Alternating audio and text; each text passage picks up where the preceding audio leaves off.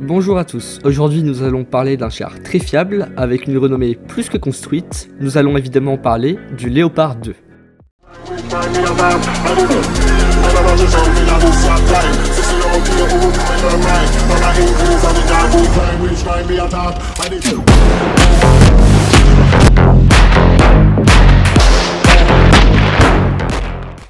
Le char Léopard 2 est un char allemand de combat à haute intensité, comme le Leclerc, le M1 Abrams ou encore le T-90 russe. Le char est développé en Allemagne entre 1969 et 1979 par l'entreprise Krauss-Maffei, mais il est construit et produit sous licence par la société espagnole Santa Barbara.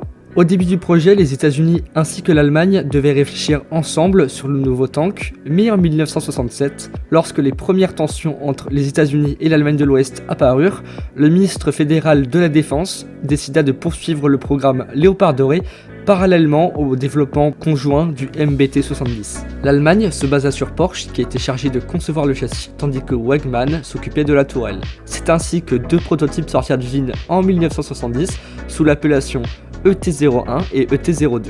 Le Keiler possédait une tourelle aux formes anguleuses avec un masque en pointe de flèche. Utilisant la méthode d'assemblage par mécano-soudure, la tourelle était recouverte d'un blindage espacé constitué d'une carapace en acier haute dureté. L'armement consistait en un canon à âme lisse de 105 mm tirant des obus flèches. Deux générations de prototypes furent étudiées, une de 1970 à 1973 et l'autre de 1973 jusqu'en 1979. Les tensions qui s'étaient affaiblies entre l'Allemagne et les États-Unis put permettre aux Allemands de vendre un châssis de Léopard 2K, le PT-07, à l'armée américaine afin d'être évalué par l'US Army au terrain d'essai d'Aberdeen. Le projet aboutit et en 1979, les premiers tanks sortirent d'usine. En tout, plus de 2950 chars furent produits et mis en service entre 1969 et 1992. Le Léopard fut déployé sur différents terrains de combat dans différentes zones du monde. Le KFOR au Kosovo, la IR Armée déploie en 1999 des chars Léopard dans le cadre du maintien de la paix.